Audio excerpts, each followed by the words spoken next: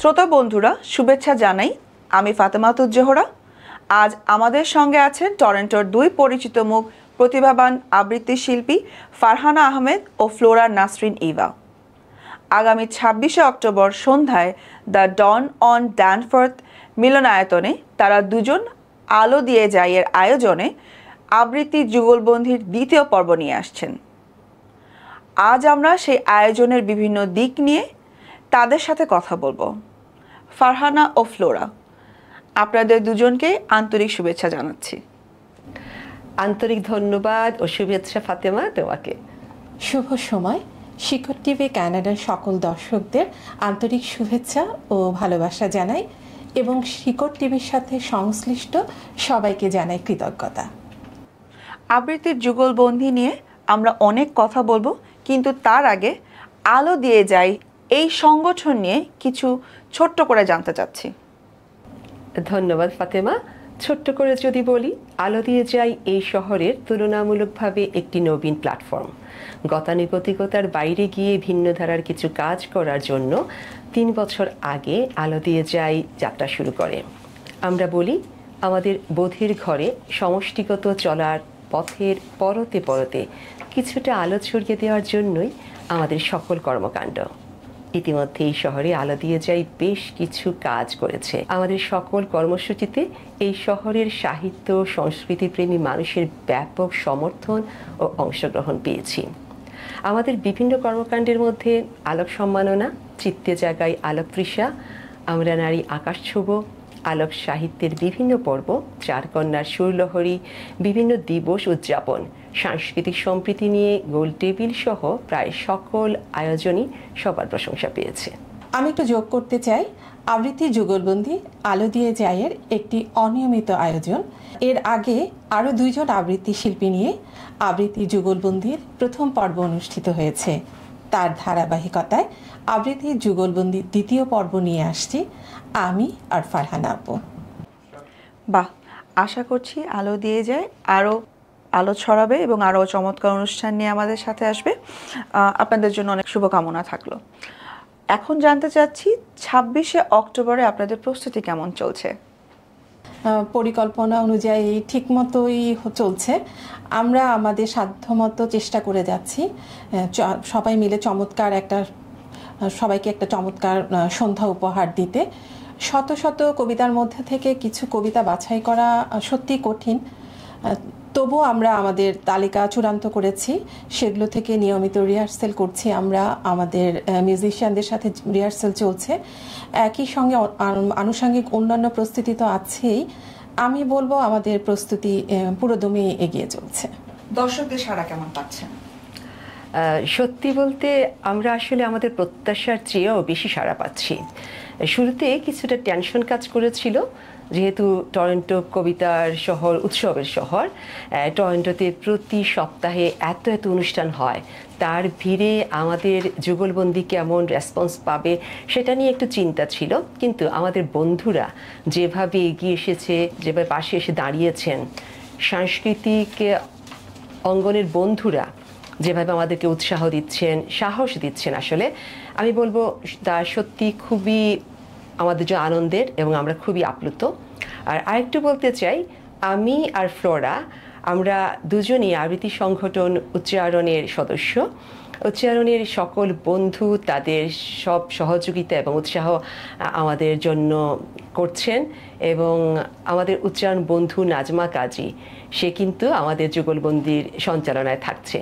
তাছাড়াও আমাদের উচ্চারণের দলনেতা রাশিদা মনির রাসু আপু সার্বক্ষণিক আমাদেরকে পরামর্শ দিচ্ছেন, খোঁজ নিচ্ছেন। এই তো সবাইকে সাথে পাচ্ছি এবং সবার সহযোগিতায় আমরা এগিয়ে যাব ইনশাআল্লাহ। আরেকটু যোগ করি, শিকড় টিভি কানাডা আমাদের আয়োজনে মিডিয়া পার্টনার হিসেবে পাশে থাকছে। এটা আমাদের জন্য অনেক আনন্দের। এবং শিকড় টিভি স্বত্বাধিকারী আলোকিত প্রিয় মানুষ ওয়াজির হোসেন মুরাদ ভাই আমাদের আয়োজনের অন্যতম পৃষ্ঠপোষক। এভাবেই সবাই আমাদের সাথে এগিয়ে আসছেন।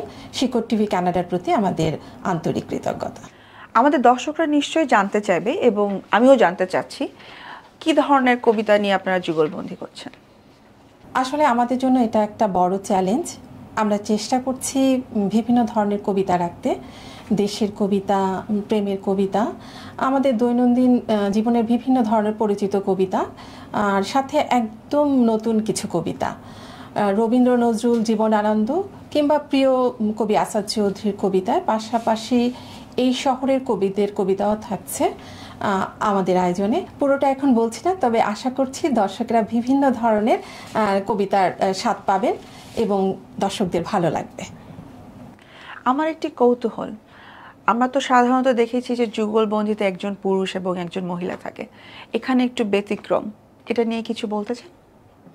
আমি আগেই বলেছি, আলো দিয়ে যাই গতানুগতিকতার বাইরে গিয়ে চিন্তা করে কাজ করতে চাই। একটা বিষয় হলো, আমরা তো আসলে শুধু প্রেমের কবিতার যুগলবন্দি করছি না, আমরা প্রেম, দ্রোহ, বিরহ থেকে শুরু করে সব ধরনের কবিতাই রাখছি। যুগলবন্দি বলতে আসলে আমরা বুঝিয়েছি দুজনের পরিবেশনায় কবিতা আবৃত্তি। আমি আর ফ্লোরা দীর্ঘদিন থেকে একসাথে কাজ করছি, আবৃত্তি করছি, আমাদের মধ্যে বোঝাপড়াটা জায়গাটা খুব ভালো। কাজেই আমরা মনে করছি আমরা দুজন মিলে চমৎকার একটি কবিতা সন্ধ্যা উপহার দিতে পারবো দর্শকদেরকে। আর যুগলবন্দি বলতে যে শুধু পুরুষ এবং নারী কণ্ঠের সমন্বয়, এই ধারণাটাও আসলে আমরা ভাঙতে চেষ্টা করছি।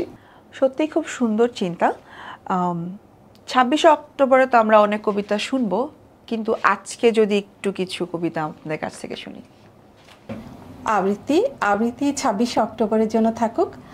আপনাদের ভালো লাগা কবিতার ঝাঁপি নিয়ে আমরা আসব। আজকে বরং আমাদের আলো দিয়ে যায়ের থিম কবিতাটা শোনাতে পারি, এতে আলো দিয়ে যায়ের গহীনের ভাবনাটা সবার জানা হয়ে যাবে। তাহলে আমরা সেটাই শুনি। এসো আকাশে মেলি দুটি চোখ, শুভ্রতা রঙে ছুঁয়ে ছুঁয়ে যাই অপার বিশ্বলোক। বিশ্বাসে আজ উচ্ছ্বাসে মেতে জীবনের গান গাই। এসো আলো দিয়ে যাই, আলো দিয়ে যাই, আলো দিয়ে যাই। এসো হাতে হাত রেখে পথ চলি, আধারে টুটিয়ে আলোক উঠোনে রংধনু কথা বলি। বিভেদের রেখা মুছে দিয়ে যত সাম্যদীপ জ্বালাই। এসো আলো দিয়ে যাই, আলো দিয়ে যাই, আলো দিয়ে যাই। এসো সূর্যকে বুকে ধরে রাখি, চেতনার রঙে দিগন্ত গায়ে রোদেলা স্বপ্ন আঁকি। শুদ্ধ আলোর স্নিগ্ধ পরশে ভরে দিই যত ঠাই। এসো আলো দিয়ে যাই, আলো দিয়ে যাই, আলো দিয়ে যাই। এসো মানবতা সুরে সবে গাই, শপথের পালে ভালোবাসা তরি অবিরাম বেয়ে যাই। সুনীল আকাশে খাঁচা খুলে যত শান্তি কপত ওড়াই। এসো আলো দিয়ে যাই, আলো দিয়ে যাই, আলো দিয়ে যাই। মনের গভীরে আলো খুঁজে আনি, হৃদয়ের দ্বার খুলে দিই টানি। পথে পথে আর প্রাণে প্রাণে প্রাণ, চেতনার গানে কবিতার স্নানে। এসো অকাতরে মুঠো মুঠো ভরে আলোকে বিলিয়ে যাই। এসো আলো দিয়ে যাই। এসো অকাতরে মুঠো মুঠো ভরে আলোক বিলিয়ে যাই।